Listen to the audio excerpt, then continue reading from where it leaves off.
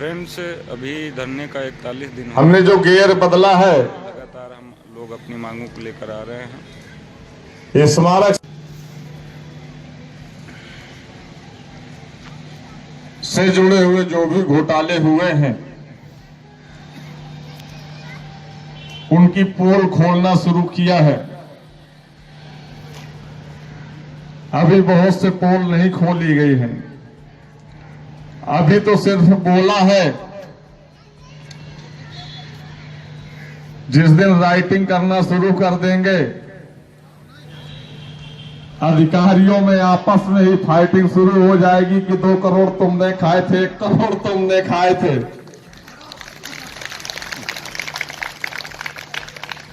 मैंने तो एक 20-50 का प्लाट ही लिया, तुमने तो वहां 1 बीघा खेत भी लिए हैं। अभी ये आपस में लड़ना शुरू हो जाएंगे। क्यों? क्योंकि जो अनुरक्षण से संबंधित जो भी कार्य होते हैं, जो भी बजट पास होता है, उसमें नियुक्ति प्राधिकारी महोदय जी की सहभागिता, स्मारक समिति अध्यक्ष महोदय जी की सहभागिता, लखनऊ विकास प्राधिकरण महोदय, सचिव महोदय, स्मारक समिति मुख्य प्रबंधक महोदय जी की सहभागिता, प्रबंधक प्रशासन की सहभागिता, सहायक प्रबंधक की सहभागिता, वित्त प्रबंधक की सहभागिता, परिक्षेत्र प्रबंधकों की सहभागिता, अनुभाग व्यवस्थापकों की सहभागिता, अनुभाग सुपरवाइजरों की सहभागिता। कौन कौन बचेगा उसमें? कोई नहीं बचेगा।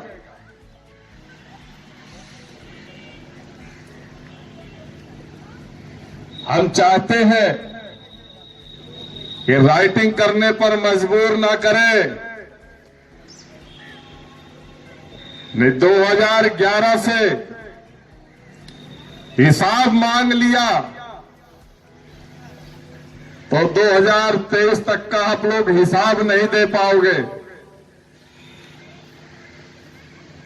प्रतिवर्ष अगर 100 करोड़ के बजट, मेंटेनेंस के बजट का हिसाब मांग लिया जाएगा तो 1300 करोड़ का हिसाब कैसे दे पाओगे? तो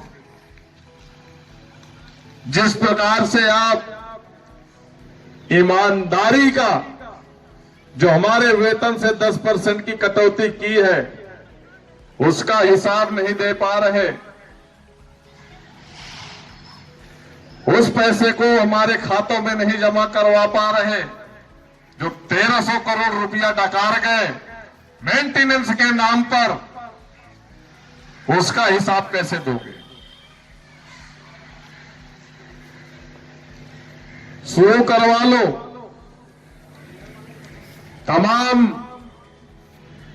वो ठेकेदार आपके तैयार होंगे बना करके देने वाले बिल कि हां, हमने आपका यहां पर काम किया, हमने यहां पर काम किया। वो ठेकेदार भी ऐसे लिख करके देने वाला नहीं है कि मैंने आपके यहां इको गार्डन धरना स्थल पर 2 करोड़ रुपए का काम किया, जब वो भी 50 लाख लेगा तभी लिख करके देगा। ऐसे लिख करके नहीं देगा आपको।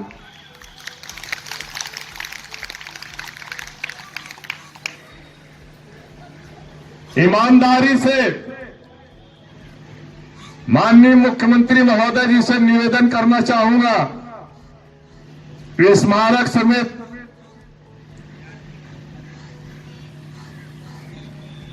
दो 2011 से 2023 तक जितना भी बजट अनुरक्षण से संबंधित दिया गया है, एक अच्छी एजेंसी के द्वारा जो निष्पक्ष जांच करती हो,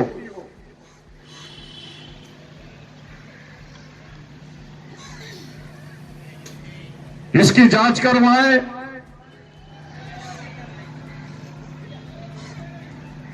इन संबंधित अधिकारियों की आय से अधिक संपत्ति की जांच करवाई जाए इनकी।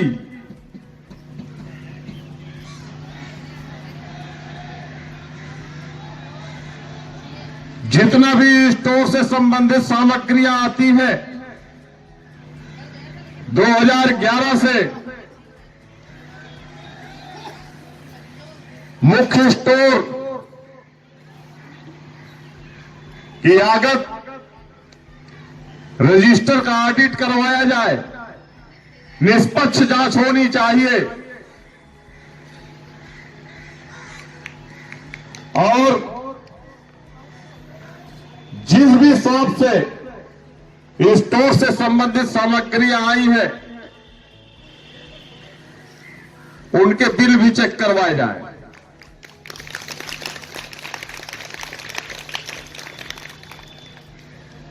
किसी भी समय जांच टीम के द्वारा इनके घरों से स्मारक से संबंधित जो भी सामग्रियां पाई जाए उसको कलेक्ट किया जाए।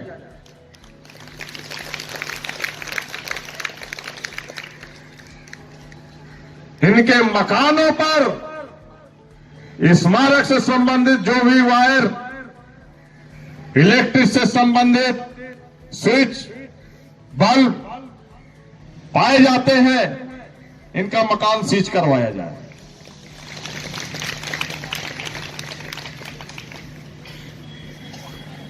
क्योंकि 41 दिन हो गए मजबूर कर रहे हैं।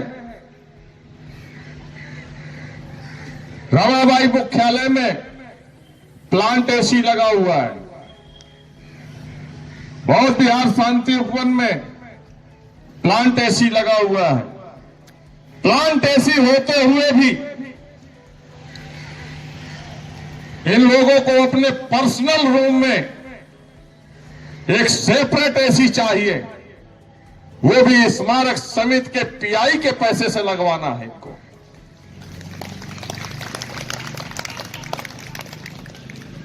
इको गार्डन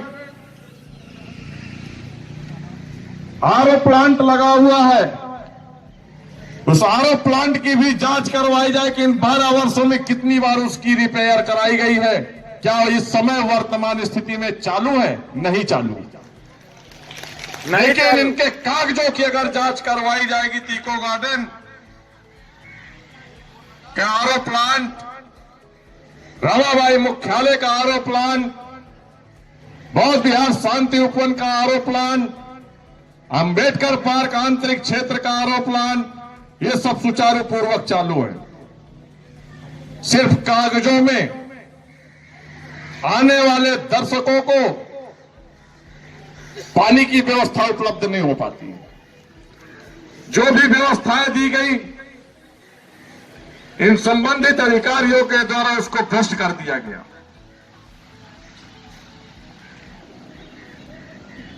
इनसे पूछा जाए कि जो टोटियां लगा करके दी गई थी जैगुआर की, वो जैगुआर की टोटियां इनके घरों पर लगी मिलेंगी आपको। स्मारकों में प्लास्टिक की टोटियां लगवा दी गई, जैगुआर की टोटियां हटवाकर। बहुत सी ऐसी संबंधित चीजें हैं जो हमारे स्मारक समिति के लिए आई, लेकिन वो स्मारक समिति में नहीं है। यहां तक कि कुछ अधिकारियों के द्वारा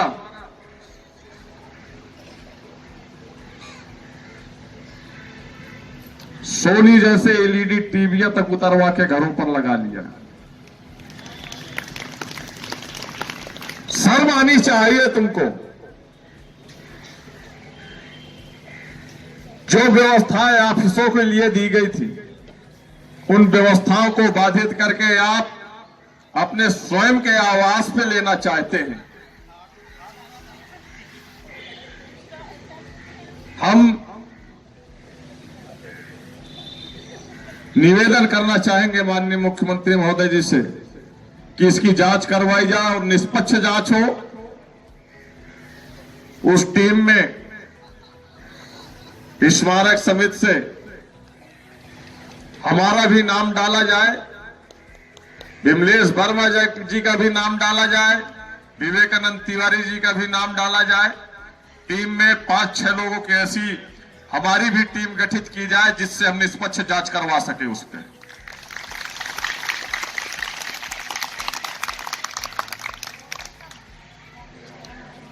हमारे स्मारक के साथी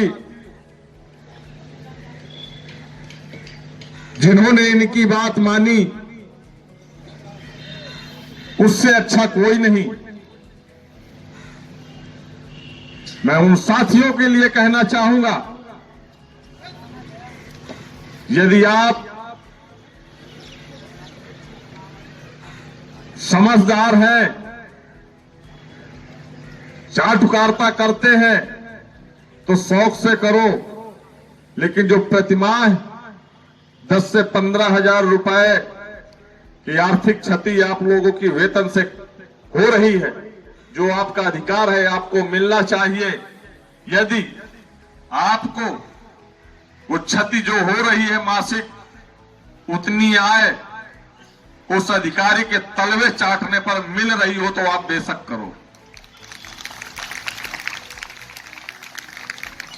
लेकिन हमारे साथियों के साथ जो दुर्व्यवहार हो रहा है, जो आर्थिक क्षति हमारे साथियों को प्रतिमाएं हो रही है,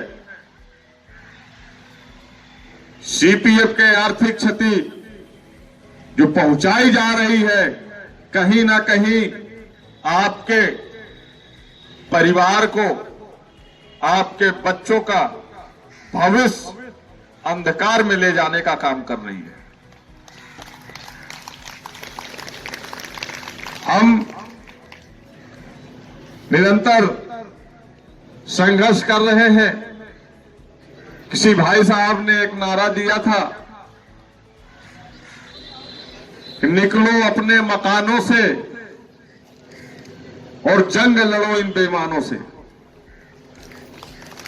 निकलना पड़ेगा आपको, और नहीं निकलोगे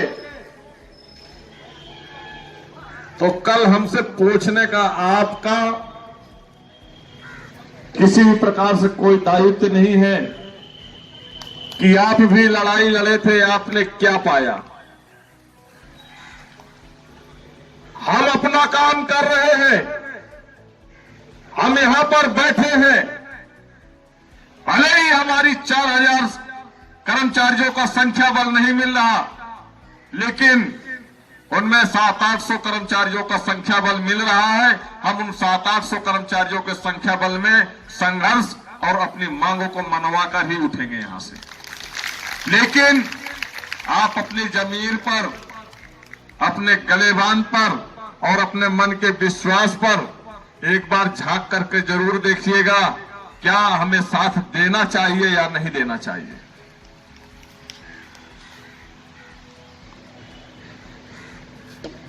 यह भी बताना चाहूंगा,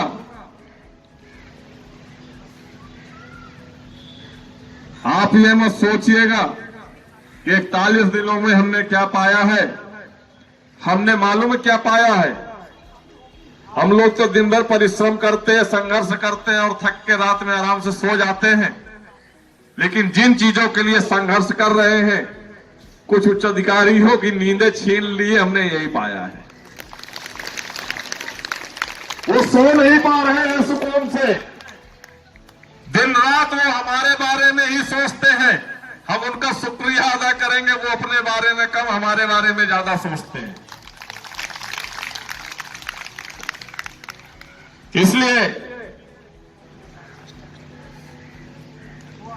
नींद छीनी है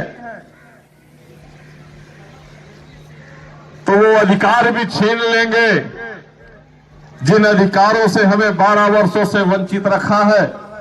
हम वो अधिकार भी छीन लेंगे। नींद अगर छिन गई है तो अधिकार भी छीन लेंगे। हम ये 800 करोड़ का बैनर लगा हुआ है। ये 800 करोड़ के लिए भी मुख्यालय में विभागीय संबंधित अधिकारियों के दिलों में हलचल पैदा है, क्योंकि शासन ने जवाब मांग लिया कि ये 800 करोड़ का घोटाला कैसे हो गया। अब ये जवाब नहीं मिल रहा इनको, ये जवाब नहीं मिल रहा। ये किसकी देन है? आप ही लोगों की देन है। ये आप ही का पैसा है, आपकी मेहनत की कमाई है, जो आपने ईमानदारी से अपने वेतन से 10% की कटौती कराई है। ये वही पैसा है 800 करोड़। ये पैसा हम अपने खातों में जमा करवा कर ही दम मानेंगे।